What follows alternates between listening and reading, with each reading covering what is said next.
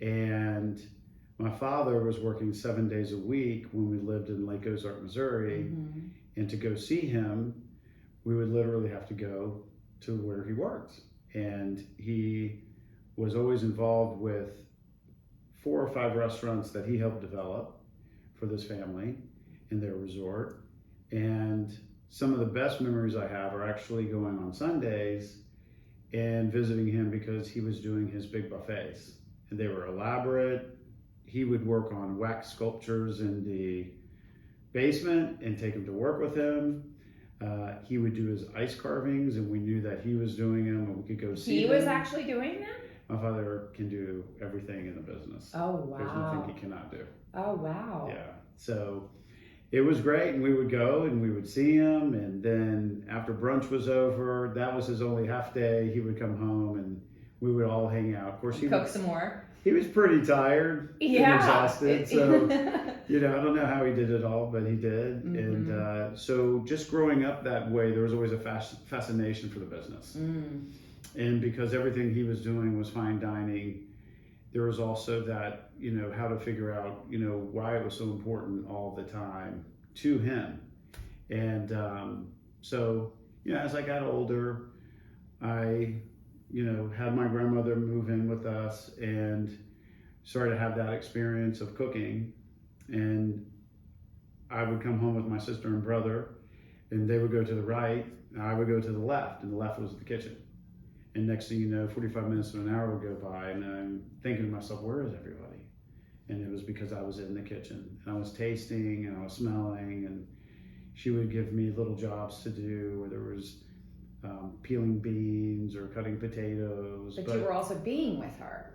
And I was also being with her. Right. And so that was a really interesting, thing that was going on that I didn't even know about. Mm-hmm. So it was kind of natural. Mm-hmm. I hear a lot of chefs talk about their mothers or their grandmothers and, having that connection through food. Yes. Even shopping with her. It was hilarious because she knew her vegetables. And we had to touch them, feel them, smell them. Of course, my brother and I were running around the grocery store, and she'd have to come find us and come after us. But then, there were times where we would catch her fussing at the poor stock boy that had nothing to do with pricing because the price of squash got moved up, a nickel. Right. And she was upset that happened and giving him, So she was thrifty on top of it. Oh, yeah. Yeah. So it was almost like she ran her own business in our home. And she was always cooking a little bit today for tomorrow and finishing up today what she was preparing for dinner. So she had a rotation going, she had her buying going, she had her mise en place, as we say. So it was very interesting growing up. It's a lot of work. I'm somebody who I like food, but for me it's often utility. I just wish somebody would just do it for me, or, it's just, I'd be happy just to have a smoothie to get some calories in, which, is not great for the family. But I did cook more years ago when I was married the first time, but then when I got divorced and it was just Pearson and me, we would often just go to Whole Foods and things like that because he was so little and wouldn't eat what I would eat. And And now I'm finding certain things I do like to cook. Certain things I feel confident in cooking. Like I do a good bolognese and, a salmon and, a smoothie. I don't know. I don't have a lot in my arsenal, but it's also daunting when you don't have the confidence to do it well. Right. And it's just like anything else though. You just have to try, mm-hmm. And you try a dish, it doesn't turn out the right way, then, you come back to it again a week or so later. Or you could do it immediate, and eventually you will. And that's the best part about cooking. Even as today as a chef, I hire people from all levels. For the most time, I'm finding that I hire some of the youngest people, some of the most inexperienced people, because they are more impressionable, and it takes me less time to get them to do what I want. Mm-hmm. And how I want it done, than if I were to take somebody that has years of experience from other places that aren't understanding what I'm trying to accomplish, and I have to go a different route with them. So well, this kind of brings me to something, because I've interviewed a lot of interior designers, and you can come to interior design in a lot of different ways. You can kind of be a tastemaker and not necessarily know CAD, and you can do there's lots of different ways to get to that profession. Unlike a doctor, you got to go to medical school.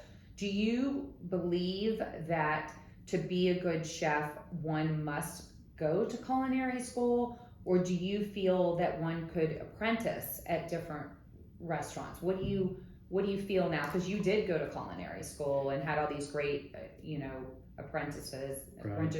So what do you think? The best combination is both, but you don't have to have it both ways. You if you work for the right chefs and you shoot for the best, and you get into those kitchens and you work your way up, it might take you a little bit longer depending on how many restaurants you've worked at, your experience, but you'll get exactly what it is they're training you on, and you'll rise to that level.